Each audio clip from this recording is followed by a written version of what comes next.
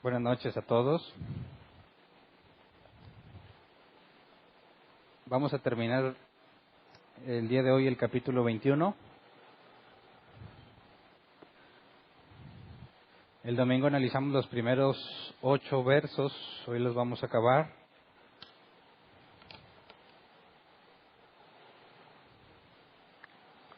Y vamos a leer pues de una vez, otra vez todo el capítulo para tener el contexto de lo que ya analizamos.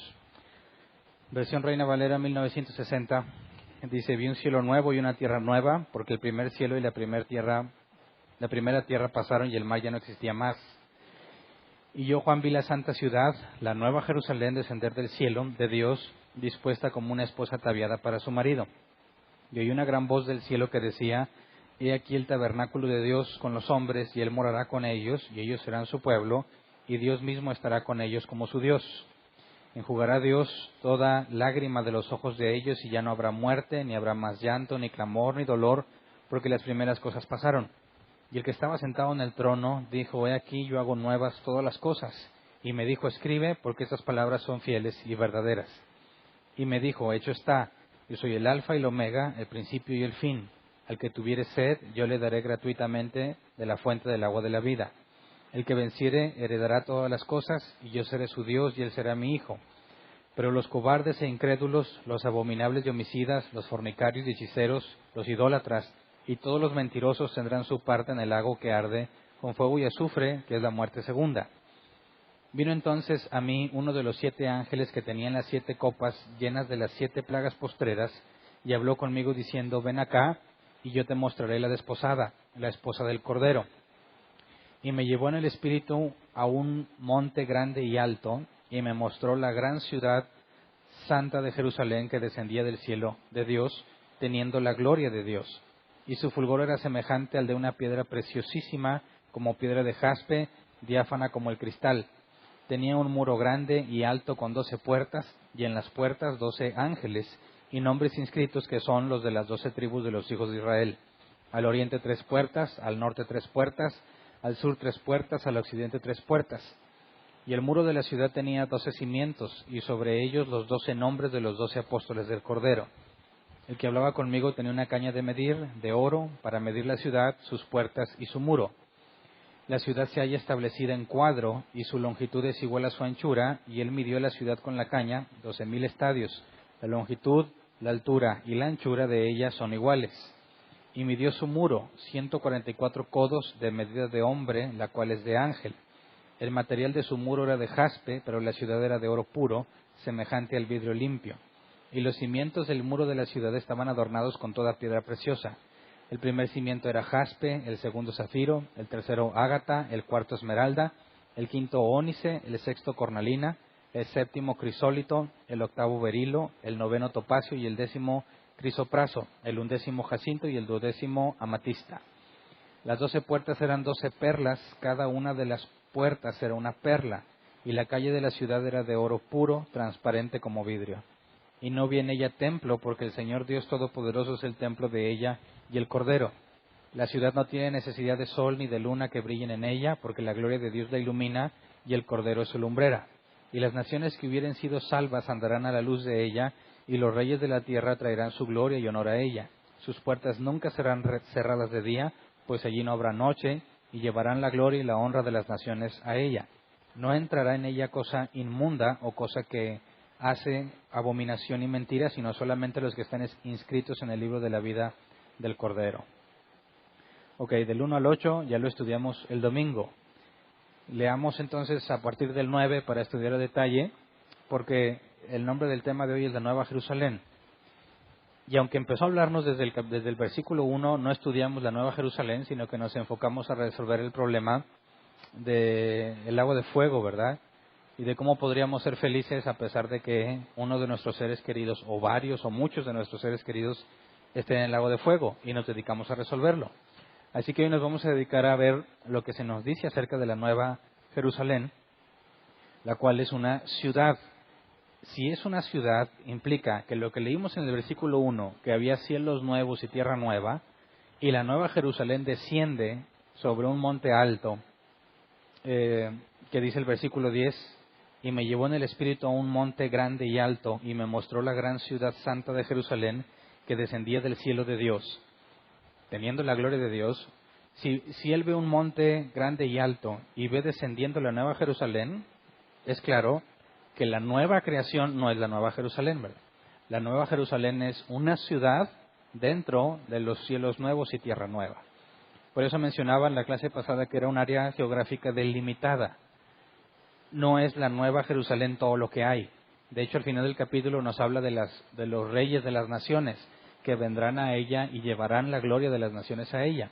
Así que es una ciudad, ¿verdad? Y cuando nos dice que en el versículo 9, uno de los 7 ángeles que tenían las 7 copas llenas de las 7 plagas postreras, habló conmigo diciendo, ven acá, yo te mostraré la desposada, la esposa del Cordero. Recordemos que ya habíamos analizado en el verso 2 que figurativamente es la esposa del Cordero porque la iglesia es la esposa. La cena de bodas del Cordero del capítulo 19 establece que la novia de Cristo, lo que sabemos en el Nuevo Testamento que es la iglesia, digamos que se celebran las bodas haciendo referencia a la unión eterna para siempre entre Cristo y su iglesia. Así que cuando aquí habla sobre la desposada, hace referencia al versículo 2 del capítulo 21, donde dice que la ve como una esposa ataviada para su esposo. Así que hace referencia a la belleza de la Nueva Jerusalén. Y cuando nos dice que que le mostró la gran ciudad santa en un monte grande y alto, podríamos pensar que es muy probable que eso sea literal, que en la nueva tierra efectivamente vaya a haber un monte grande y alto, porque, como veremos la clase próxima, pero leamos este versículo, Apocalipsis 22:1, que es el capítulo que sigue, dice, después me mostró un río limpio de agua de vida, resplandeciente como cristal, que salía del trono de Dios y del Cordero. Ahora, asumiendo que las leyes de la física son vigentes en aquel entonces, ¿verdad? Que sigue siendo en cierta forma similar a lo que conocemos. Bueno, si de la Nueva Jerusalén, donde está el trono, si de ahí sale un río de agua de vida, y se esparce hacia las naciones, entonces tiene sentido que esté encima de un monte, ¿verdad? Que de ahí esté corriendo el río y llegue a todas partes. Cuando a Juan se le mostró a la gran ramera, también se le mostró por medio de un ángel, igual que se le está mostrando a la Nueva Jerusalén. Cuando nos dice en el versículo 11, en el capítulo 21, dice, teniendo la gloria de Dios, y su fulgor era semejante al de una piedra preciosísima, como piedra de jaspe, diáfana como el cristal. Cuando nos dice que la Nueva Jerusalén tiene la gloria de Dios, obviamente la gloria de Dios no es un atributo en la Nueva Jerusalén, sino que ahí está Dios en la Nueva Jerusalén. Y de hecho, vamos a ver cómo se nos explica. Bueno, ya vimos que ese es el tabernáculo de Dios con los hombres. Es el lugar donde mora Dios junto con los hombres. Recordemos que en el Edén, toda la tierra era el tabernáculo de Dios con los hombres. ¿Me explico? Toda la tierra era buena, todo lo que había sido creado era bueno. Adán y Eva convivían con Dios. Adán y Eva vivían en el mismo lugar que Dios, pero a raíz de la decisión de Adán y Eva hubo una separación. Son expulsados del Edén y a pesar de que sabemos que Caín y Abel iban y se presentaban ante Dios, vemos que ya no están habitando bajo las mismas bajo los mismos criterios. Ya hubo una separación, fueron expulsados y había una espada revolvente de fuego que evitaba que los hombres se acercaran a tomar del árbol. Así que hubo una división entre el lugar donde moraba Dios y el lugar donde mora el humano. Y podríamos pensar que Caín y Abel iban y se presentaban al Edén, de donde habían sido expulsados Adán y Eva y todos sus descendientes. Después vemos que pasa el tiempo, con el diluvio se pierde todo, y ya no existe un lugar donde Dios more con los hombres. Ya no hay lugar en la tierra donde Dios more con los hombres.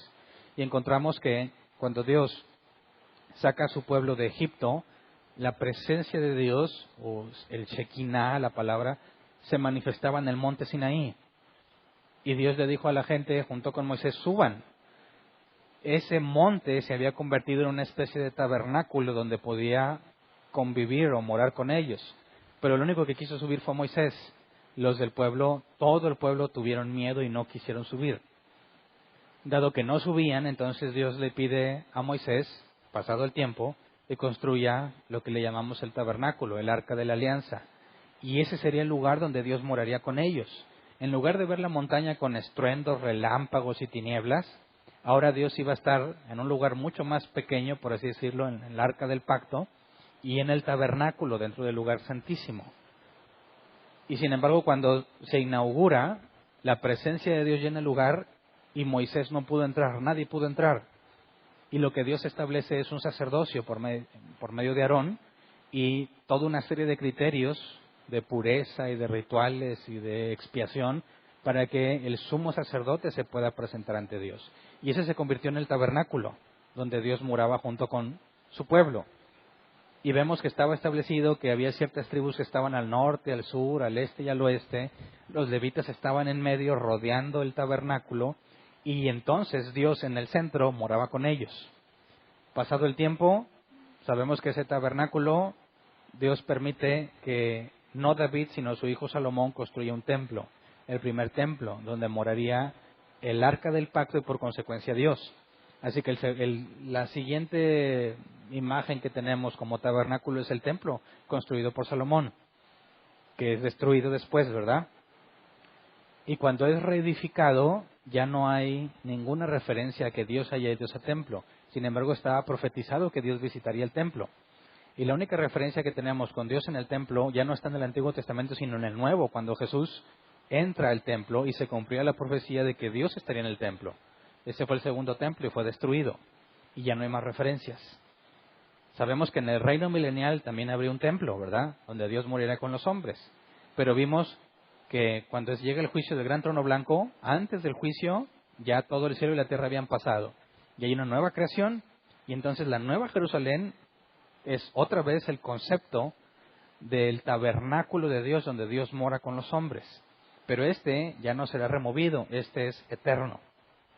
Entonces, cuando nos dice que tiene la gloria de Dios, la Nueva Jerusalén, no es algo que sea propio de la Nueva Jerusalén, sino de que Dios y el Cordero, ellos están ahí y por eso tiene esa gloria la Nueva Jerusalén. Dice, su fulgor era semejante al de una piedra preciosísima, como piedra de jaspe, diáfana como el cristal. ¿Me pones las imágenes de jaspe? Son jaspe 1, jaspe 2 y jaspe 3. Cuando nos dice que es diáfana como el cristal, según Juan, la palabra diáfana significa que permite el paso de la luz. Tú tienes un jaspe transparente entonces, pero las imágenes de lo que nosotros conocemos como jaspe, o lo que sabemos que es el jaspe, ninguna de ellas es transparente. Y hay una variedad de colores. Esa es una muestra de jaspe y es un tono amarillento o beige. ¿Me pones la que sigue? La otra, esa es como entre café y rojiza con tonos amarillos. Y hay otra más, que esa es una piedra más oscura. Bueno, el proyector aquí no nos deja ver, pero es un tono más oscuro, pero ninguno es diáfano, ninguno deja pasar la luz. Entonces, eso lleva a algunos a pensar que es semejante al jaspe, pero no es jaspe. Y la única piedra de la cual podríamos nosotros pensar que es transparente como el cristal, pero es una piedra, pues sería el diamante. Y algunos piensan entonces que hace referencia a diamantes y que no se usa la palabra diamante porque no existía esa palabra en esos tiempos. Pero bueno, el hecho de que nos diga que es diáfana y que es de jaspe, resulta imposible que sea el jaspe transparente, no lo conocemos. Quizás tiene el aspecto de alguno de esos colores, pero deja pasar la luz, pues no podríamos saberlo. Pero bueno, nos da entonces que su fulgor es como piedra de jaspe, diáfana como el cristal. Versículos 12 y 13.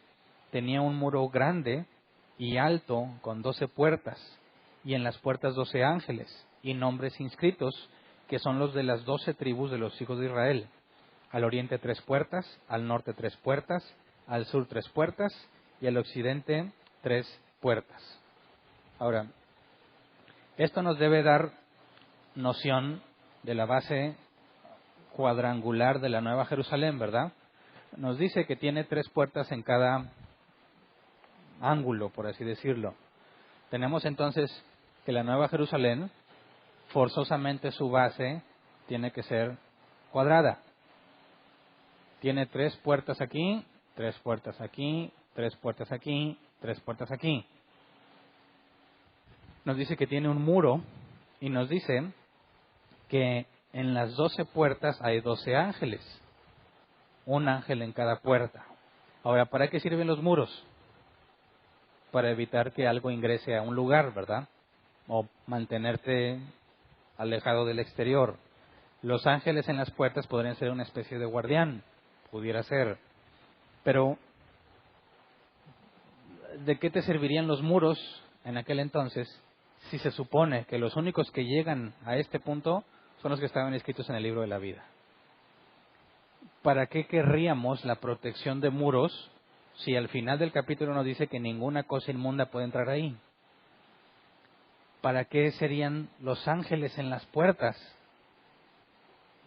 Si nadie inmundo puede entrar ahí y solo quedan vivos los que estaban en el libro de la vida, no tendríamos necesidad de guardianes en las puertas. Así que empecemos preguntándonos primero, ¿para qué el muro grande y alto?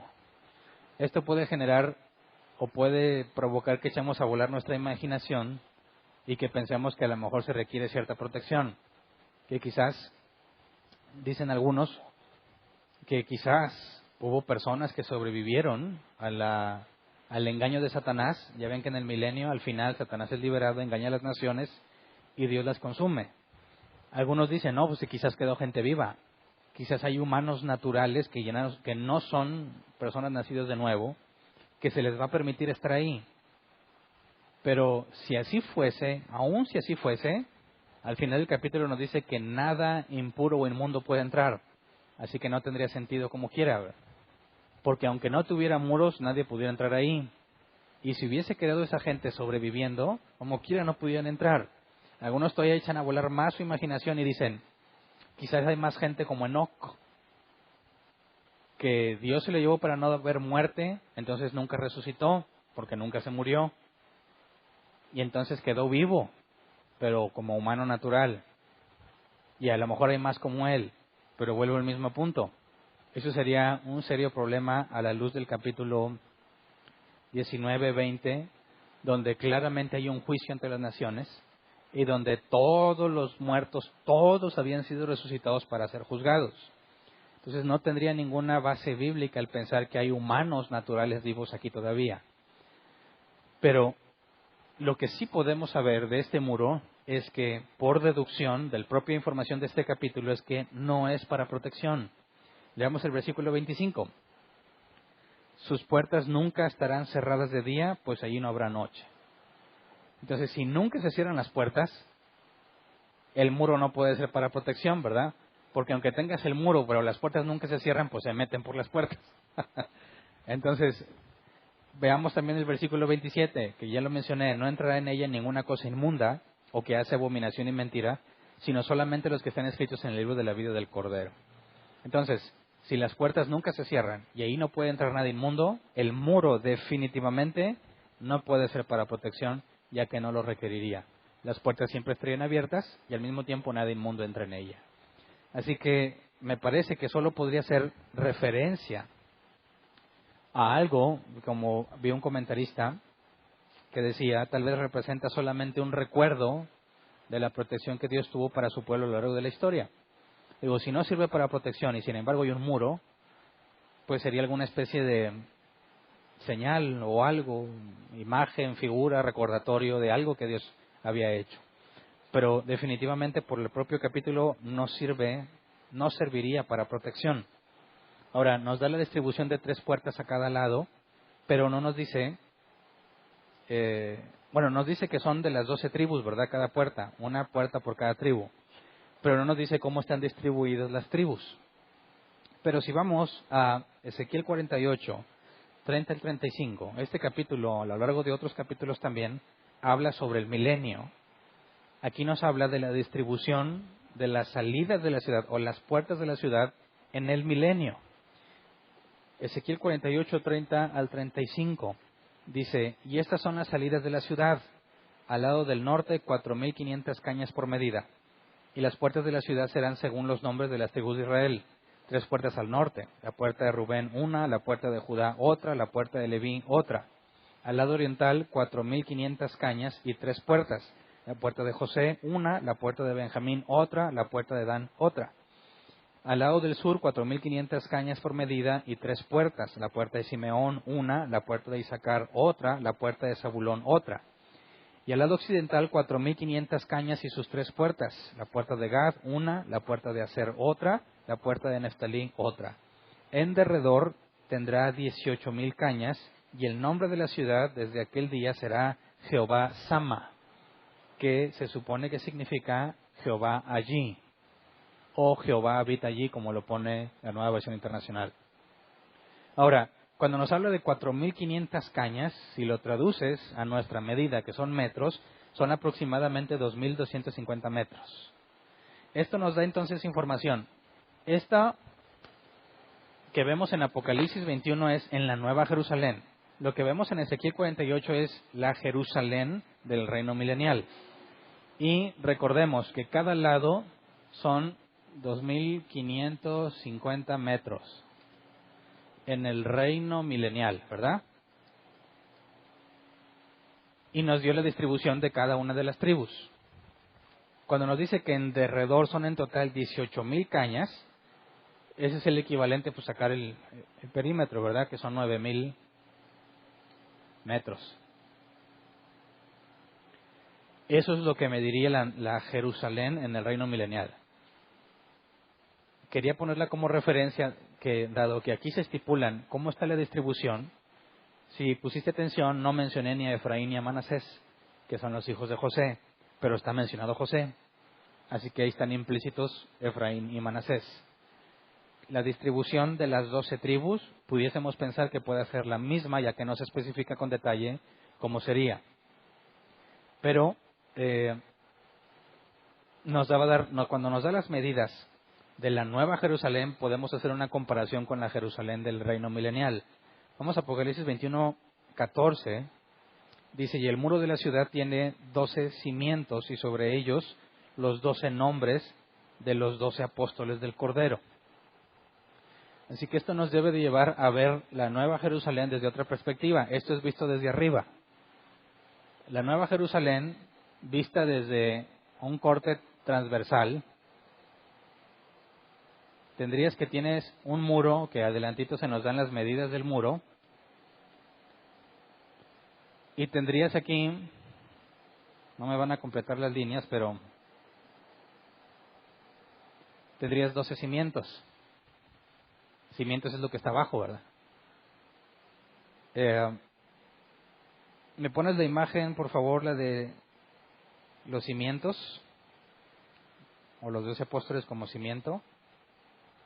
Porque a alguien se le ocurrió, tomando los colores de las piedras, que ahorita menciona cada una de las piedras que conforma el cimiento, pues si lo vieras, lo que yo dibujé aquí chafamente, sería algo así, ¿verdad?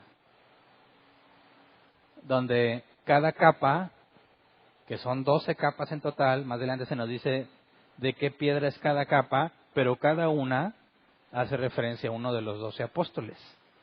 Pero podemos ver entonces que hay una distinción entre las 12 tribus y los 12 apóstoles. Las 12 tribus son las puertas y tienen sus nombres escritos en cada puerta. Los 12 apóstoles son los cimientos. Vayamos a Efesios 2, versículo 19 al 22. Dice, así que ya no sois extranjeros ni advenedizos, sino conciudadanos de los santos y miembros de la familia de Dios, edificados sobre el fundamento de los apóstoles y profetas, siendo la principal piedra del ángulo Jesucristo mismo, en quien todo el edificio, bien coordinado, va creciendo para ser un templo santo en el Señor, en quien vosotros también sois juntamente edificados para morada de Dios en el Espíritu. Y vemos que Pablo usó la idea de los apóstoles como cimiento del edificio de Dios. La Nueva Jerusalén, por las medidas que se nos da, alto, ancho y alto, puede ser considerado una especie de edificio. Y cuando Pablo nos habla de que los apóstoles son los cimientos de ese edificio, pues bueno, tiene mucho sentido con lo que Juan nos describe en cuanto a la Nueva Jerusalén, donde los cimientos son los apóstoles. Ahora, vayamos a Hebreos 11, 8 al 16, porque aquí hay otra referencia muy interesante. Hebreos 11, 8 al 16, Dice, por la fe Abraham, siendo llamado, obedeció para salir al lugar que había de recibir como herencia y salió sin saber a dónde iba. Por la fe habitó como extranjero en la tierra prometida, como en tierra ajena, morando en tiendas con Isaac y Jacob, coherederos de la misma promesa, porque esperaba la ciudad que tiene fundamentos, cuyo arquitecto y constructor es Dios. Fíjate, Abraham, Isaac y Jacob anduvieron como extranjeros porque esperaban la ciudad que tiene fundamentos, cuyo arquitecto y constructor es Dios. ¿Cuál ciudad es esa? ¿Esperaban una ciudad allí en la tierra o no? Sigamos leyendo. Dice, por la fe también la misma Sara, siendo estéril, recibió fuerza para concebir y dio a luz aún fuera del tiempo de la edad, porque creyó que era fiel quien lo había prometido. Por lo cual también de uno, y este ya casi muerto, salieron como las estrellas del cielo en multitud, y como la arena innumerable que está a la orilla del mar. Conforme la fe, murieron todos estos sin haber recibido lo prometido, sino mirándolo de lejos y creyéndolo y saludándolo y confesando que eran extranjeros y peregrinos sobre la tierra. Es decir, no la recibieron terrenalmente. Y luego dice, porque los que confesando que eran extranjeros y peregrinos sobre la tierra, porque los que esto dicen, ciertamente dan a entender que buscan una patria, pues si hubiesen estado pensando en aquella de donde salieron, ciertamente tenían tiempo de volver, pero anhelaban una mejor, esto es, celestial, por lo cual Dios no se avergüenza de llamarse Dios de ellos, pues les ha preparado una ciudad. Y aquí hace referencia a una ciudad celestial, ¿verdad? ¿Cuál es esa ciudad celestial? La que está describiendo en Apocalipsis 21, la Nueva Jerusalén. Esto implica que Abraham, Isaac y Jacob y todos los que son listados como personas de fe del Antiguo Testamento sabían bien que no recibirían la promesa terrenalmente, sino que provendría de Dios en lo celestial. Así que tenían los ojos puestos en lo mismo que está narrando Apocalipsis 21, en la nueva creación, en el cielo nuevo y tierra nueva y sobre todo en la Nueva Jerusalén. Regresemos a Apocalipsis 21, versículo 15 al 18. Dice, el que hablaba conmigo tenía una caña de medir, de oro, para medir la ciudad, sus puertas y su muro. La ciudad se halla establecida en cuadro, y su longitud es igual a su anchura, y él midió la ciudad con la caña, 12,000 estadios. La longitud, la altura y la anchura de ella son iguales. Y midió su muro 144 codos de medida de hombre, la cual es de ángel. El material de su muro era de jaspe, pero la ciudad era de oro puro, semejante al vidrio limpio. Así que aquí ya nos da medidas. Y cuando nos dice que hay una caña de medir y nos da medida de hombre, que es medida de ángel, no hay razón para interpretarlo como algo alegórico o en sentido figurado. Nos está hablando de dimensiones reales. Así como en Ezequiel 48 nos da dimensiones reales de la Jerusalén del milenio, aquí también se nos están dando medidas reales. No hay razón para pensar que es un símbolo. Y nos da específicamente que la anchura, la longitud y la altura son iguales. Y esto es de 12,000 estadios. Convirtiéndolo en nuestras medidas son 2,000. Bueno, aquí voy a poner la Nueva Jerusalén. Son 2,000. Ya se me olvidó el número, no me voy a equivocar. 2,200 kilómetros. La Jerusalén del reino milenial eran 2,250 metros en cada lado. La Nueva Jerusalén son 2,200 kilómetros por cada lado. Eso implicaría que además de, en un corte transversal, además de ver el muro que sería este, tendrías que ver que también hay una parte superior. Eso es una opción. Hay dos figuras que pueden tener base cuadrangular y tener la altura de la misma altura. Un cubo o una pirámide, ¿verdad?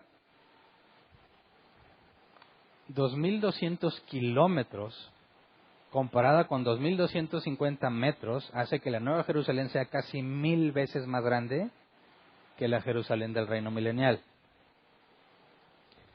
¿Me ponen las fotos, por favor, de la Nueva Jerusalén?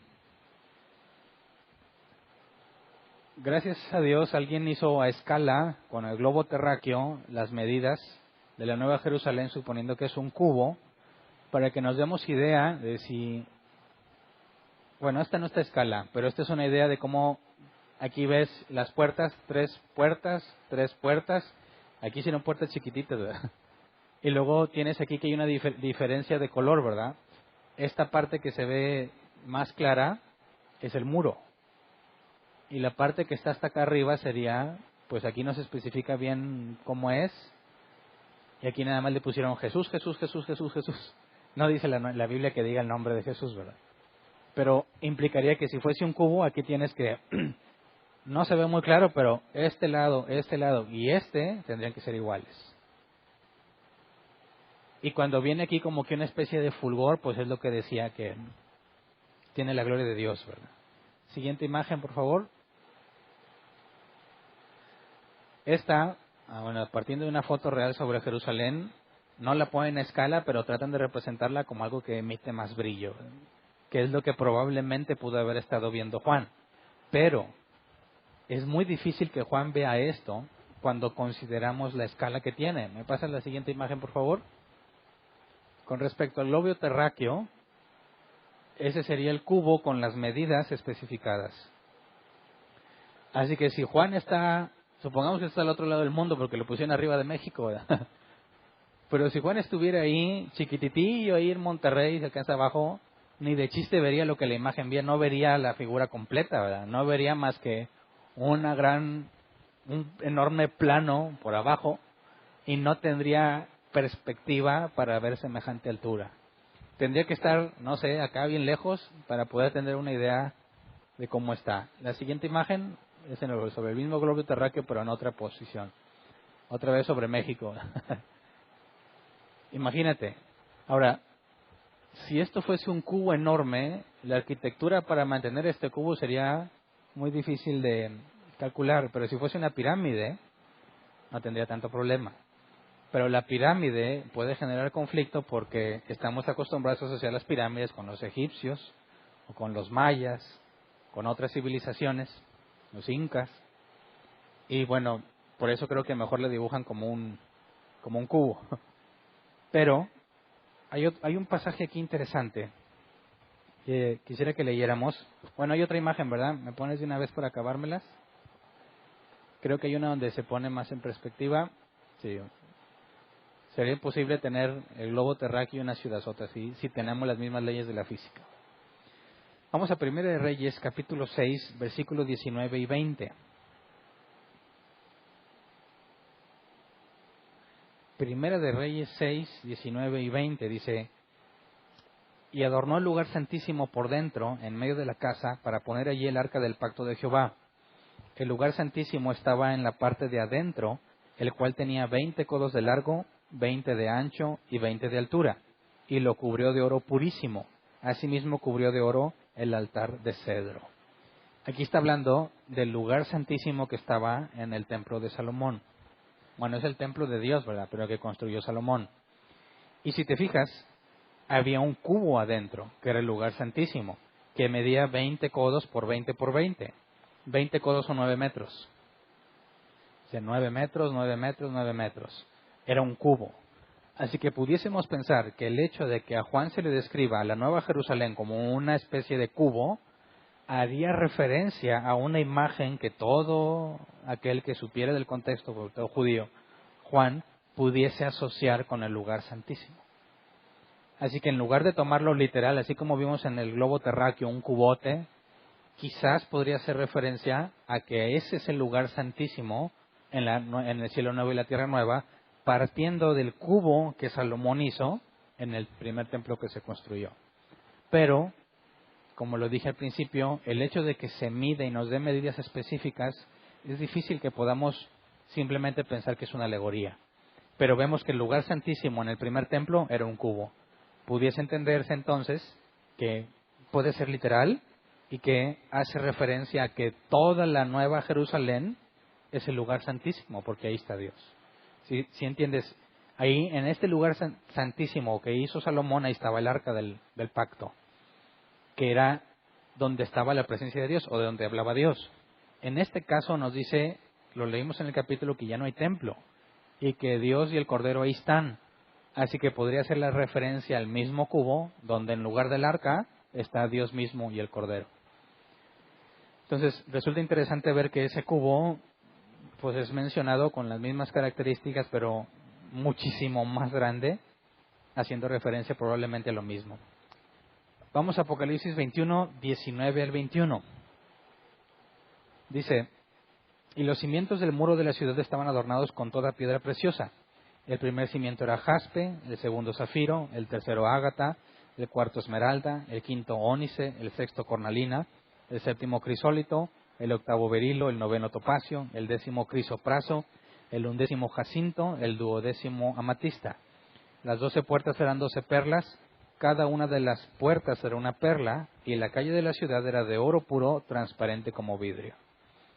Así que, ¿me pones otra vez la imagen, por favor, de los cimientos?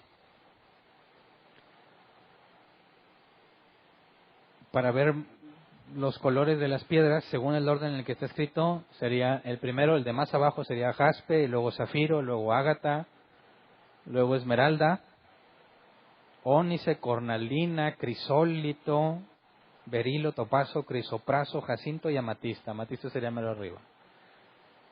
Si Juan ve los fundamentos, sí, y los describe con piedras, muy similarmente es porque los colores de los fundamentos eran respectivos a las piedras. Pero notemos y no olvidemos que hay una diferencia entre los apóstoles y las 12 tribus. Esto hace que sea muy difícil sostener la teología del reemplazo. ¿Alguien ha oído esa teología?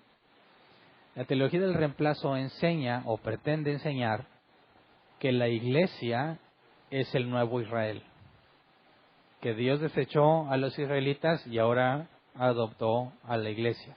Por lo tanto, los 12 apóstoles serían el reemplazo de las 12 tribus. Y hay muchas más implicaciones al decir que la iglesia es el nuevo Israel, cosa que yo no veo sustentado en la Biblia. Veo que la iglesia, como lo he expuesto en otras clases, tiene un inicio y un fin. El inicio es en la resurrección de Cristo, cuando los encomienda, y el fin es en el arrebatamiento de la iglesia. Vemos aquí claramente que si la teología del reemplazo fuese correcta, no podría hacer distinción entre los 12 apóstoles y las 12 tribus. De hecho, el hecho que estén mencionadas 12 apóstoles y 12 tribus, Viejo Testamento y Nuevo Testamento, se ve que el trato para con ellos es distinto. Las promesas son distintas. Aunque compartimos promesas que se le hizo a Israel porque somos un mismo pueblo, a Israel se le prometió ser sacerdote de Dios y a la iglesia en Apocalipsis se le promete gobernar juntamente con Cristo. Vimos en el capítulo 19 cuando Cristo desciende, se entrega o se reparten tronos o responsabilidades. Claramente las promesas son distintas. Así que aquí vemos que hay una distinción clara entre los apóstoles y las 12 tribus, pero ambos forman parte de la Nueva Jerusalén y están reconocidos ahí. Y nos lleva a preguntarnos, en el caso de los 12 apóstoles, ¿quién es el 12º apóstol? No puede ser Judas, ¿verdad? Iscariote. Jesús dijo desde un principio que ese estaba destinado a la perdición, nació para perderse. No pudiese ser incluido en la eternidad como uno de los apóstoles, ya que Jesús mismo dijo que de todos los que el Padre le dio los guardó, excepto el hijo de perdición. Eso nos deja con dos alternativas. El 12º apóstol tendría que ser Matías, el reemplazo, o Pablo. El punto es que no sabemos nada de Matías. Fue nombrado apóstol, pero nunca fue nombrado en el resto de los textos. Y vemos que Pablo fue un apóstol muy prominente, muy usado por Dios en todo lo que vemos del Nuevo Testamento. Así que si hablásemos de quién podría ser ese 12º apóstol, me costaría trabajo pensar que es Matías y no Pablo. Más bien, por todo el trabajo y lo que fue usado Pablo, yo creo que Pablo debería estar como el 12º apóstol. Pero pues si yo fuera Matías me quejaba, entonces ¿para qué me escogieron? El punto es que no sabemos, pero Judas no debería ser, no podría ser Judas, por las propias palabras de Jesús, de que Judas no era de él, no podría estar ahí. Pero bueno, en aquel entonces nos daremos qué onda si fue Pablo o Matías. Versículo 22 y 23, ahí en Apocalipsis. Dice, y no viene ya templo, porque el Señor, Dios Todopoderoso, es el templo de ella, y el Cordero. La ciudad no tiene necesidad de sol ni de luna que brille en ella, porque la gloria de Dios la ilumina, y el Cordero es su lumbrera. Fíjate que no hay templo porque Dios es el templo, y el Cordero también, ¿verdad? Y no se requiere lumbrera porque Dios la ilumina y el Cordero también. Por consecuencia, el Cordero es Dios. ¿Se me explico? Para nuestros amigos testigos de Jehová que dicen que Jesús es el arcángel Miguel, que se disfrazó de humano, acabó su tarea y luego se quitó el disfraz y volvió a ser el arcángel Miguel, bueno, aquí sería imposible pensar que Dios comparta su gloria con un ser creado. Es imposible pensar que los atributos divinos, Dios con su gloria ilumina todo, es imposible que un ser creado haga eso. Así que, a la luz de este pasaje, es absurdo tratar de mantener la postura de que Jesús no es Dios. Claramente se nos menciona también que hay un solo trono, el trono de Dios y del Cordero. Un solo trono, no dos tronos. No son dos seres separados e independientes. Porque si los dos fuesen separados e independientes, no podrían ser omnipresentes al mismo tiempo los dos. Y eso yo ya había explicado. Si uno es omnipresente y el otro también, es imposible que ambos sean omnipresentes, porque si está en todas partes, debería incluir al otro. Y si este también está en el otro, ¿cómo los diferencias? ¿Verdad? Y si fueran seres separados, entonces uno de ellos estaría en todas partes menos donde está el otro, lo cual hace que ya no sea omnipresente. Por consecuencia, de los atributos divinos, forzosamente y necesariamente, por lógica, implica que hay un solo ser, ¿verdad? Pero los atributos de omnipresencia lo tiene el Espíritu Santo, que es derramado sobre todo aquel que es hijo de Dios. Está en Jesús, que lo vemos claramente compartiendo la gloria de Dios, y está en el Padre. Así que estos tres no pueden ser tres seres separados, es uno solo. Y de ahí entendemos la Trinidad, aunque la palabra Trinidad no esté mencionada en la Escritura, por deducción y por lógica, partiendo de Juan 1:1, en el principio era el verbo, la palabra logos, la expresión del pensamiento, de donde viene la palabra lógica. Hablar de lógica es hablar de la naturaleza de Dios. Por eso cuando nosotros usamos la lógica, estamos siendo partícipes en la santidad de Dios. No sé si me explico. La santidad es apartarnos del mundo y ser más como Cristo. Si Cristo mismo es el logos, cuando tú piensas con lógica, estás pensando como Cristo. Partiendo de la lógica es imposible que haya dos seres que tengan los atributos de Dios, dos o más seres, tiene que ser uno. Entonces, el Dios y el Cordero son el templo, Dios y el Cordero iluminan. Juan 8:12, palabras de Jesús, dice, otra vez Jesús les habló diciendo, yo soy la luz del mundo, el que me sigue no andará en tinieblas, sino que tendrá la luz de la vida. Puede ser una referencia a esto mismo. ¿Quién es el que le dio la revelación a Juan? Jesús. Entonces fíjate, cuando Jesús habla de la luz del mundo, es cierto que era la luz del mundo en ese momento, pero también nos dice que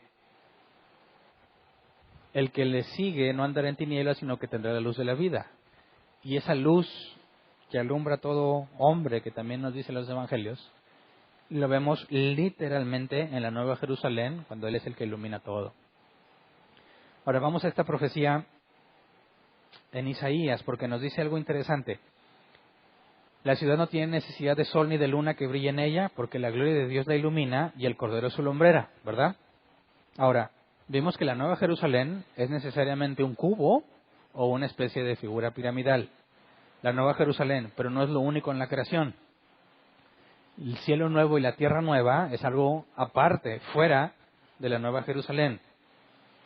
Si la gloria de Dios ilumina toda la tierra, nos lleva a preguntar, entonces, si la tierra sigue siendo una especie de esfera y tenemos, como lo vimos a escala, la Nueva Jerusalén y emite luz, la luz tendría que ser tangencial, ¿verdad? Y es imposible que todos estos de acá reciban la luz que sale de la Nueva Jerusalén.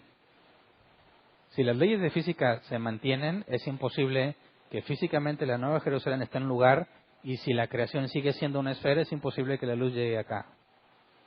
Así que pudiésemos pensar entonces que no necesariamente es una esfera, o que las leyes de la física no son las mismas. ¿Me explico? Ahora, si no fuese una esfera, se pondrán felices los terraplaniarios. ¿Alguien ha escuchado eso? Que la Tierra es plana y todo ese... ¿Ya vieron la noticia de que alguien se fue a grabar la orilla de la Tierra y regresó con las fotos y lo mataron? Y se perdieron las fotos. Y dices, pues qué extraño. ¿Cómo sabías que sí las traía para empezar? Si lo mataron. Bueno, eso es tan simple como que alguien pues se agarre en un crucero y se vaya hasta la orilla, tome un video con la tecnología que tenemos ahora y regrese y nos muestre la orilla de la Tierra, ¿verdad? Pero bueno, no lo han hecho. Pero decimos, oye, en aquel entonces no necesariamente es una esfera, pues se van a poner felices, ¿verdad? Ándele, yo sabía, a lo mejor ahorita no, pero después. O sea, una Tierra plana. Bueno, pero si fuera plana, supongamos que es plana, tendría sentido que hay un monte alto de donde está la Nueva Jerusalén y de ahí sale la luz a todas partes. Pero eso ya es ir más allá de lo que está escrito, ¿verdad? Lo que podemos entender entonces es que, de alguna forma, dado que es una nueva creación, físicamente hablando, no es necesario el sol ni la luna. Dice, la ciudad no tiene necesidad de sol ni de luna que brillen en ella. Si no se necesita sol y luna, debemos preguntarnos, ¿no hay segundo cielo? Ya ves que la iglesia habla del tercer cielo, ¿verdad? Entendemos el primer cielo, lo que vemos como la atmósfera terrestre. El segundo cielo donde están los astros. Y el tercer cielo sería donde está Dios. Pero la diferencia entre el primero y segundo cielo con respecto al tercero es que el tercero no es físico. No es que tengas el primer cielo, el globo terráqueo, y luego el segundo cielo, y luego arriba de todos está el tercer cielo. No. El tercer cielo es el plano espiritual. Si aquí ya no hay sol ni luna, entonces ¿hay segundo cielo o no? Podríamos pensar que no, pero si no hay sol ni luna, ¿puedes hablar de tiempo? No podrías hablar de tiempo, o tendría que haber, no sé, que todos tengamos un reloj. No podría ser algo visible. Nos dice que ahí no hay noche, ¿verdad? Pero leamos el versículo 24 al 27, donde nos da otra información para poder determinar si es algo que podemos establecer de que no va a haber sol ni luna. Dice, y las naciones que hubieren sido salvas andarán a la luz de ella, y los reyes de la tierra traerán su gloria y honor a ella. Sus puertas nunca serán cerradas de día, pues allí no habrá noche, y llevarán la gloria y la honra de las naciones a ella. No entrará en ella ninguna cosa inmunda o que hace abominación y mentira, sino solamente los que están escritos en el libro de la vida del Cordero. Bueno, si no hay sol ni luna, pero hay naciones viviendo afuera que llevan la gloria a esta ciudad y tienen reyes, ahí nos empieza a dar una información. No todos van a vivir adentro de la Nueva Jerusalén, ¿verdad? Quizás ninguno viviría dentro de la Nueva Jerusalén. Quizás solamente el Padre y el Cordero estarían allí. Y dado que hay puertas, pues tú puedes entrar a visitarlos cuando quieras. Fuera de la Nueva Jerusalén hay naciones y hay reyes, lo que implica que hay trabajo o responsabilidades. Implica también que no todos tienen la misma responsabilidad, y aquí unos son reyes y otros no. Así que hay una especie de organización en la Nueva Jerusalén, en la Nueva Tierra, donde sigue habiendo responsabilidad hacia los demás, pero hay claro que no hay ninguna cosa inmunda ahí. Ahora, en cuanto a, nos dice, sus puertas nunca serán cerradas de día, pues allí no habrá noche. El hecho de que diga allí no habrá noche nos lleva a pensar solamente, voy a agarrar otro color, donde no hay noche, solamente aquí en la Nueva Jerusalén. Y si leemos lo que decía, dice, la ciudad no necesita de sol ni de luna. La ciudad, porque ahí está la gloria de Dios que ilumina todo. Así que quien no necesita sol y luna es la Nueva Jerusalén. Pero quizás todos los que estén afuera, sí la necesitamos. ¿Me explico? No podemos determinar con certeza si va a haber sol y luna. Pero partiéndonos de la lectura estricta, se nos especifica que es la ciudad la que no necesita sol ni luna, y es en la ciudad donde nunca va a ser de noche. Pero bien podría ser día y noche afuera y tener el concepto del tiempo como lo conocemos. Así que pensar que va a haber o no segundo cielo, pues queda a criterio de cada quien como más te guste, ya que no puedes determinar con certeza cuál de las dos opciones. Bien podríamos pensar que sigue habiendo sol día y noche fuera de la ciudad, pero como el Cordero y Dios están ahí, la luz de ellos, de su gloria, hace que sea innecesario esperar que sea día o noche para ir a visitarlo, ya que ahí siempre va a estar iluminado. Y bueno, si las puertas nunca se cierran y nada impuro puede entrar, como lo mencioné al principio, entonces los muros no son para protección. Y con esto se acaba el capítulo. En el capítulo 22, que veremos la siguiente clase, nos habla sobre el árbol de la vida. Y al llegar a ese punto, tendríamos que hacer una analogía o una retrospectiva de cómo empezó Génesis y cómo termina Apocalipsis. Y viendo cómo empezamos con el árbol de la vida y terminas con el árbol de la vida. Vamos a ver una comparación entre el inicio y el fin y nos puede llevar a conclusiones o a deducciones sobre el por qué Dios permitió que Adán y Eva pecaran. ¿Cuál fue el propósito establecido ahí a la luz de todo lo que hemos estado analizando? Y me parece que las conclusiones son muy válidas, aunque las veremos la próxima clase, dado que si ya conoces toda la historia y conoces ya el fin de la película, eso te lleva a no perder la esperanza, a no desesperarte con la incertidumbre de lo que va a pasar, porque vemos claramente que en esta ciudad solo están los que están escritos en el libro de la vida. Y si estás escrito en el libro de la vida, eres uno de los que Dios, el Padre, le dio al Hijo. Y Jesús dijo que de los que el Padre le da, su voluntad es que no pierda ninguno, sino que lo resucite en el día postrero. Así que si estás escrito en el libro de la vida, que fue antes de la fundación del mundo, antes de que todo fuera creado, es imposible entonces que no estés en la Nueva Jerusalén. Así que esto es de aliento para todo aquel que ha nacido de nuevo.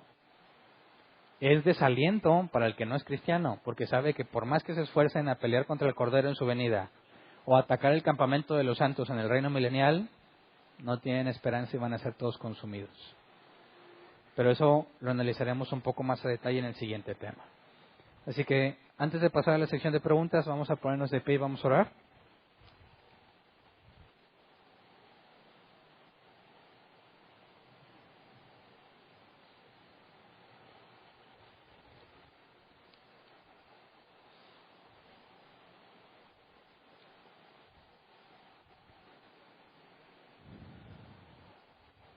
Esta descripción de la ciudad pues debe echar a volar nuestra imaginación y pensar, dado que ese va a ser ya el lugar donde pasaremos la eternidad, y dado que Dios va a estar con nosotros, morando con nosotros, y lo puedes ver cara a cara, puedes presentarte ante Él cuando sea, porque las puertas nunca están cerradas, lo que implica es que Dios nunca va a decir, ahorita no te puedo atender, ¿verdad? Está ocupado o cerrado, o poner un horario de atención. No, siempre va a estar abierto, ahí siempre es de día, vas a poder entender en cierta forma a una mucho mayor profundidad lo que Adán y Eva experimentaron en el Edén. Adán y Eva estaban, ¿cómo poder decirlo? No acostumbrados, sino que ellos tenían plena confianza al saber que Dios estaba entre ellos. Podían escuchar que venía, podían hablar con Él cara a cara. Lamentablemente por la decisión que tomaron se perdió completamente, pero aquí lo vemos restaurado en su totalidad. En este punto, todo lo que nos falta entender, todo lo que nos falta conocer, todo lo que le dicen las Escrituras, ya no va a ser necesario para nosotros porque lo podemos ver tal cual es. Ya no se requiere fe, ya no se requiere esperanza, ahora todo es presente. Entonces, cuando hablamos de la eternidad, aquí estamos hablando hacia el futuro, porque no somos eternos en el pasado, ¿verdad? Tuvimos un principio. Pero hacia adelante, esto es lo que nos espera.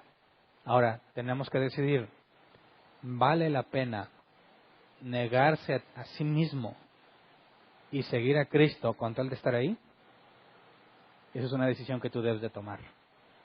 Porque mientras estemos en este mundo, algunas personas deciden que las preocupaciones de este mundo son más importantes que el futuro que nos espera. Y deciden que tener una vida buena aquí es más importante que estar allá. Y deciden que dedicar tiempo a las cosas de Dios es una pérdida de tiempo porque hay cosas más importantes que hacer en este mundo, dejando fuera totalmente esta revelación. A la luz de que lo que se nos describe aquí, todos debiéramos considerar, como dijo el apóstol Pablo, estiércol, todo con tal de ganar a Cristo. Por eso el cristiano no puede amar al mundo. Sería ilógico que ame al mundo, porque claramente está establecido que va a ser destruido, que va a pasar, que nada material te llevas y que al fin de cuentas ni va a existir dinero, ni va a existir el ser empleado, tener trabajadores o tener propiedades. Dios nos va a dar a todos todo lo que necesitamos. Así que pidámosle a Dios congruencia, que no haya entre nosotros nadie que no pueda dormir porque no tiene, o porque le falta, o que tenga envidia porque otro tiene más, o porque no puede alcanzar la casa, el carro, el teléfono que quiere. Que no haya ninguno de nosotros con una mentalidad material.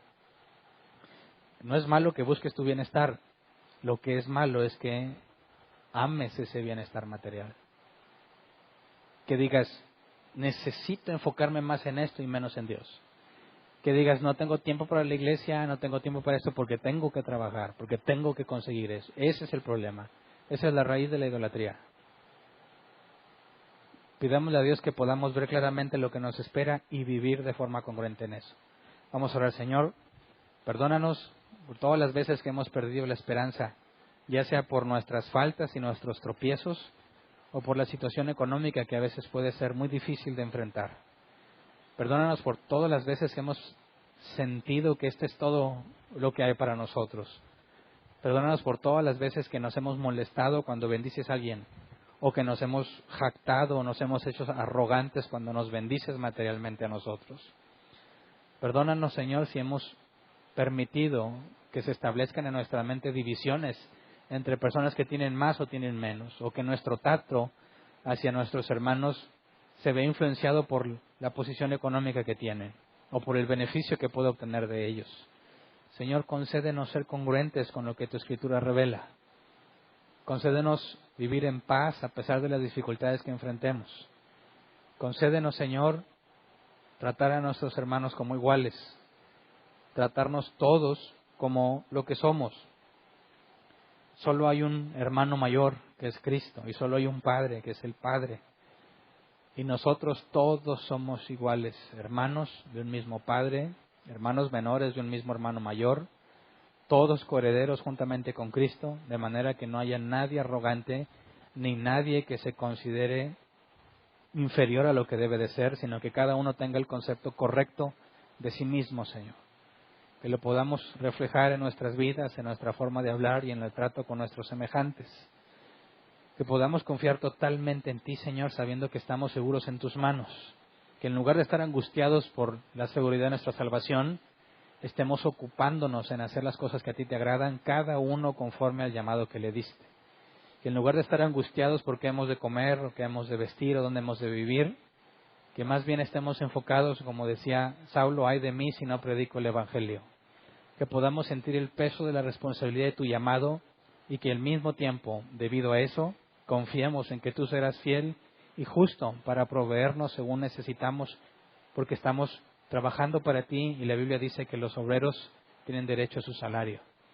Señor, concédenos el estar enfocados en tu reino por sobre todas las cosas, darle mayor valor como corresponde a lo celestial sobre lo material y que en nosotros pueda estar reflejado realmente, Señor, un amor sincero hacia nuestros hermanos y hacia ti sobre todas las cosas.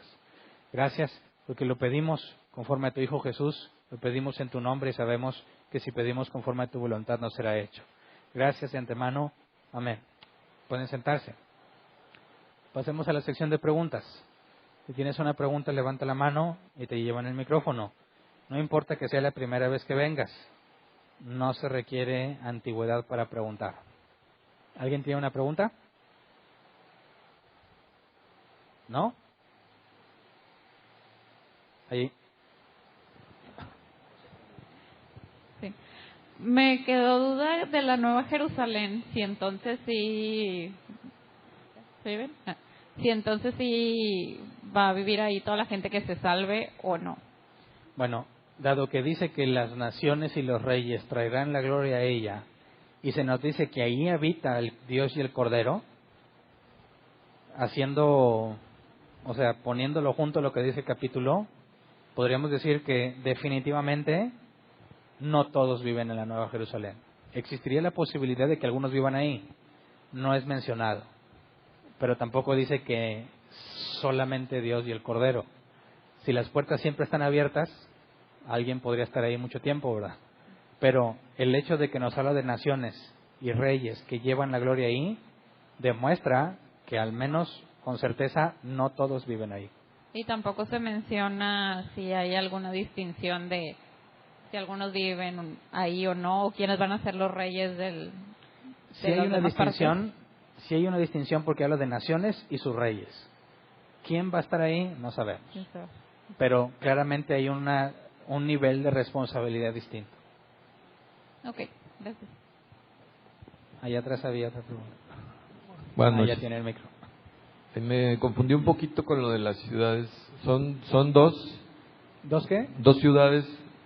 Es que yo mencionaba la Jerusalén que va a ser parte del reino milenial, donde el Cordero va a reinar, y la nueva Jerusalén, que es de una nueva creación, la que vemos en Apocalipsis 21. En el reino milenial había promesas de que habría un templo, ¿verdad? Los judíos o los israelitas trabajarían como sacerdotes. Las naciones serán gobernadas con vara de hierro. Ahí se requiere un templo. Es el templo del reino milenial. Este que estamos viendo aquí es el templo, ya no hay templo, es la nueva Jerusalén en la nueva creación. Son cosas separadas, tanto cronológicamente como en concepto. Y la primera ciudad del reino milenial, mencionaste que pues para qué tiene paredes y no hay nadie afuera, pero sí En el reino milenial sí, las naciones son gobernadas con vara de hierro y se tiene que establecer justicia. Sí hay gente malvada en el reino milenial. Donde no se requieren los muros es en la nueva creación, en la nueva Jerusalén. Ok, gracias. ¿Alguien más? Sí, gracias. Pastor, en el versículo 9 dice, vino entonces a mí uno de los 7 ángeles que tenían las 7 copas llenas de las 7 plagas postreras. Uh-huh. Esa referencia a ese ángel es a los que hizo mención en el capítulo 15, los ángeles con las 7 postreras plagas. Es uno de los ángeles. Uno de esos Es habló uno de con esos, él. pero no necesariamente se refiere al momento que es narrado en el capítulo 15, ¿No? antes de que sucediera eso, porque dice que tenían, simplemente está haciendo referencia a qué persona o qué ángel fue el que le mostró. Es otro momento en el tiempo. Es otro momento mostrado por ese ángel. Exacto. Okay. Pastor, cuando dice, yo te mostraré la desposada, en el versículo 2 dice, dispuesta como una esposa ataviada. Uh-huh. Dice cómo, ¿verdad? Pero en este versículo 9, pues parece ser un poquito más literal o más claro, dice la esposa del Cordero. No sé si te entendí mal, pastor, o si no te entendí, que dices que aquí no hace referencia a la iglesia. No, porque aunque diga la esposa del Cordero. Si tú aíslas ese pasaje, podrías concluir que es la iglesia. Pero si lo armonizas con lo que ya leímos, las bodas del Cordero se celebraron en el capítulo 19, antes del reino milenial. Ahí ya estaba casado el Cordero, ¿verdad? Al principio del capítulo nos dice que ve a la Nueva Jerusalén como una esposa ataviada. De entrada, no puede ser la misma, ¿verdad? Y luego cuando vas al versículo 9, tomando en cuenta los otros dos pasajes, definitivamente no puede ser la iglesia. La iglesia, hasta donde he entendido, pastor, se quedó en el reino milenial juzgando con vara de hierro o algo así. Llegó el reino milenial, al fin del reino milenial es el juicio del gran trono blanco, y luego la nueva creación, antes del juicio del gran trono blanco y la nueva creación, tiene la visión de la Nueva Jerusalén y nos dice que solamente entran ahí los que estaban escritos en el libro de la vida. Es decir, tanto la iglesia como los del Antiguo Testamento, todos los que se salvaron estaban en el libro de la vida y son los que tienen acceso a esta nueva creación. Ok. Pastor, así como analizamos respecto al sol y la luna que dice, haciendo referencia al cubo ese, ¿verdad? Sí. Que es la ciudad, siendo específicos, no tiene necesidad ni de sol ni de luna que brillen en ella, ok. Dice nada más en la ciudad.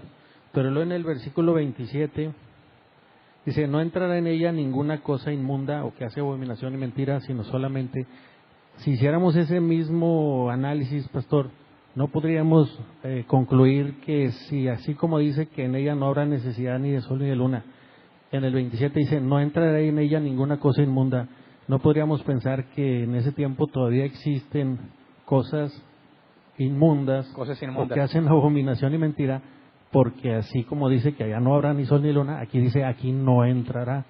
No podríamos pensar en que sí va a haber, pero no va a entrar. Pensando también en el versículo donde habla de los reyes, dice, y los reyes de la tierra atraerán su gloria y honor a ella. Esos reyes de la tierra, me imagino que hace referencia, pastor, a alguien que está reinando, y no es sobre quién está reinando, esos reyes de la tierra sobre quién está reinando. O sea, nosotros mismos, la iglesia, vamos a estar reinando unos sobre otros, o no da pie el versículo a que pudiéramos pensar, como creo que lo mencionaste, que hay personas que tienen una hipótesis, aunque sea muy leve, que dicen que en aquel tiempo todavía puede haber personas que no sean salvas. El problema es que esa hipótesis no tendría ningún sustento en Apocalipsis, porque si ya sucedió el juicio del gran trono blanco y ya Dios condenó a todos los malvados, a estas alturas, ¿de dónde los sacas? ¿Verdad?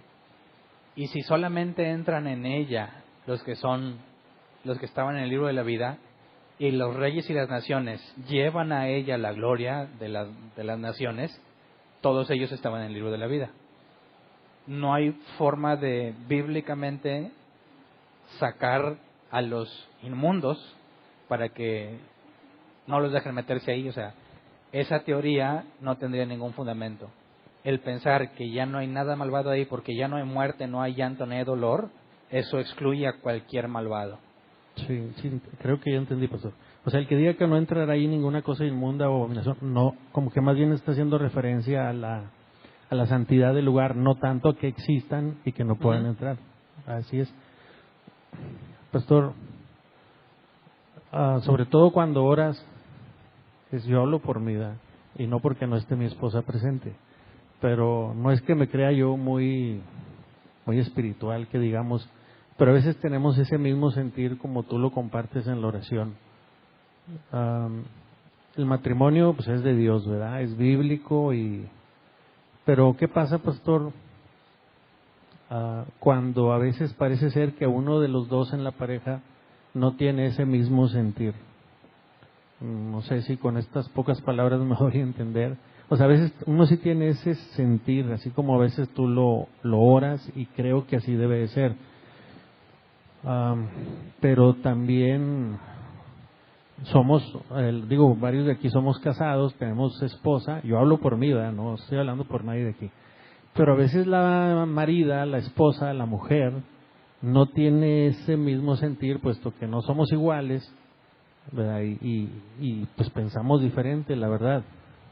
Y aunque parece que estamos en el mismo sentir, pero a veces pudiera parecer uno como exagerado, como que, pues tú nos quieres traer, es un ejemplo, ¿verdad? No quiere decir, pues sí, tú nos quieres traer todos encuerados y todos mugrosos y todo. No es así, ¿verdad? Mi esposa no es así, pero, o sea, ¿a poco Dios no quiere que progresemos? ¿A poco Dios no quiere que eso? Como esposo, como pareja, a mí no me da vergüenza.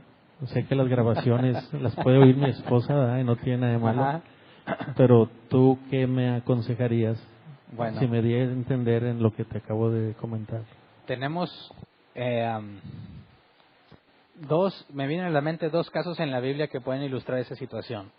Uno que se dejó llevar por su mujer y otro no. En el caso de Job, ¿qué le dijo su mujer después de que Dios le había quitado todo? todavía esperas en Dios, ya maldícelo y muérete. Necia, es una necia. ¿A poco no hemos de recibir también lo malo? Entonces Job le puso un alto a su esposa, ya quién sabe qué habrá sido de ella, si siguió amargada o se le quitó, qué trato Dios tuvo con ella, no se nos especifica, pero Job trató de mantenerse fiel a lo que sabe. Y el otro caso es Abraham, cuando Sara le propone darle una ayuda a Dios en lugar de estar esperando. Le hizo caso y ya sabemos el problema.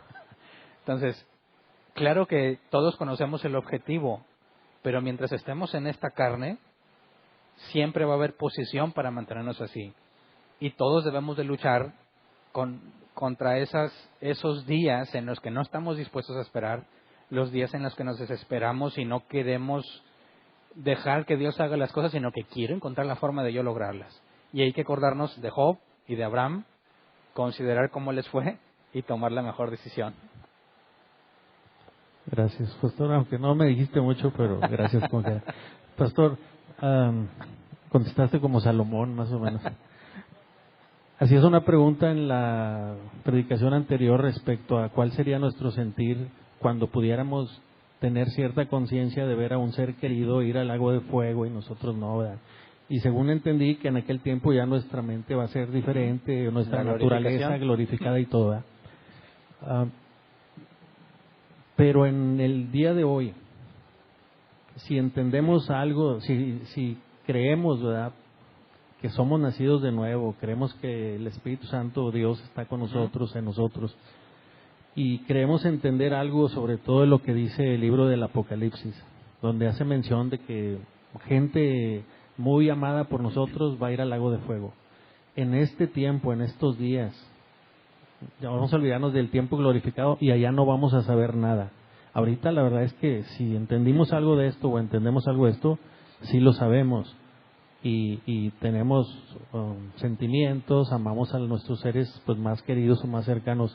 O sea, en este tiempo lo que voy, pastor, pues claro que sí lo sentimos y o no lo entendemos o no lo creemos o no queremos voltear a ver a esto, pero si no es así, que se supone que sí debe ser, ¿verdad?, que tenemos ese entendimiento, gracias a Dios, no debería ser, es pregunta, ese mismo sentir o ese mismo dolor, por así decirlo, por nuestros seres queridos, si sabemos, puesto que creemos lo que dice la Escritura, lo que va a pasar con ellos. No deberíamos de sentir eso ahorita, ya no en aquel tiempo. Si ya desde ahorita lo sabemos lo que va a pasar.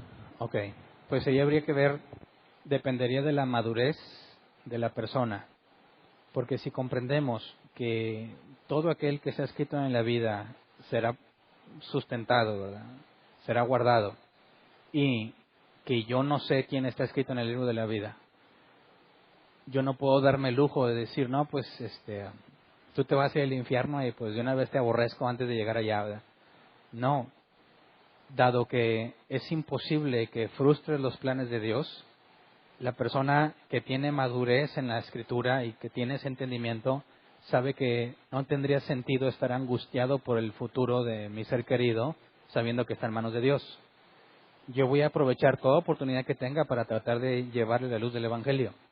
Pero aún si no quiero, se resiste, no sería motivo de desesperanza, porque yo no sé si él no es elegido. Bien, existe la posibilidad de que en el transcurso de los años Dios lo llame. Entonces, en aquel momento sabremos todo con detalle, sabremos quién estaba elegido y no, seremos uno con Dios y estaremos en la unidad y en armonía con Él, y sabiendo que este individuo realmente merece el castigo, no va a haber problema. Ahorita no lo sabemos, pero confiamos en que independientemente de lo rebelde que se vea, no hay ninguna razón para pensar que no es un elegido, porque también Saulo de Tarso, perseguidor de la iglesia, cuando menos lo esperaba, fue llamado. Y el ladrón en la cruz, a horas de morir, fue llamado. Entonces, no habría forma de que alguien viva angustiado, conociendo eso de la Escritura, viva angustiado por sus seres queridos, porque sabe que si son, no hay nada que pueda evitar que vengan del conocimiento de Dios. Sería cuestión de esperar. Gracias. ¿Alguien más? ¿No? Sí. Bueno, yo sí tengo todavía una duda, no sé si ya lo mencionaste, pero entonces ya tu esposo ya no va a ser tu esposo, ni tus hijos. Allá no. Todos Eso. van a ser hermanos. ¿Eso es a partir de cuando? ¿Del milenio? De la resurrección. Cuando resucites en un cuerpo glorificado, Ay. Jesús dijo, serán como los ángeles. Ah. Ya no se casarán ni se darán en casamiento. Seres asexuales, ni hombre ni mujer. Ah. Pero tendríamos que entender que más que una separación, Vas a ver. sería una unidad mayor. Porque ahorita, por medio de la carne y las aflicciones y todo, no podemos vivir el amor, ni siquiera el amor ágape como debe de ser. Ahora, si en aquel momento todos somos unos con Dios y el amor es perfecto, la unión que se va a experimentar es mucho mayor a la que experimentamos hoy. Y no nada más con tu esposo, sino con todos los hijos de Dios. Pues sí, pero ya no lo vas a expresar igual. Sexualmente hablando, no. Todo lo demás sí. Y todos van a ser vamos a ser de la misma edad. En el sentido estricto de la palabra, ya no existiría la edad, porque vas a ser eterno. Entonces, si mis hijos resucitan, mueren a los 15 años, ¿van a resucitar como 15 años? No. Tendríamos que ir a Adán y Eva. ¿Adán y Eva de qué de edad los fue 30. creado? A los 30. Dices, pues no sabemos cuántos años tenía. Desde que fue creado hasta que se murió fueron 900 y cacho. Ah, ¿verdad? bueno, sí. Pero Ajá. cuando fue creado ya trabajaba, se podía reproducir, entonces era un hombre maduro, Sí. sin concepto de edad. Cuando haya una nueva creación y vamos a hacer la eternidad, ¿qué caso tiene decir, oye, cuántos años tienes? ¿Qué relevancia tendría si nunca te vas a morir? Y por ejemplo, ahorita que ya ves que empiezan, ¿no? Que todas estas cosas tienen que pasar y que el terremoto y que empieza. ¿Podemos atarlo a algo, relacionar que puede ser que sí está iniciando algo de...? No, porque Jesús Tampoco. dijo, oiréis de guerras y rumores de guerras y todo más, todavía no es el fin. Cuando empiece es cuando digan todos paz y prosperidad, Sí, ok. es cuando viene. Sí, es cierto. Bueno, ok. ¿Alguien más? No. Muy bien. ¿Avisos? Gracias.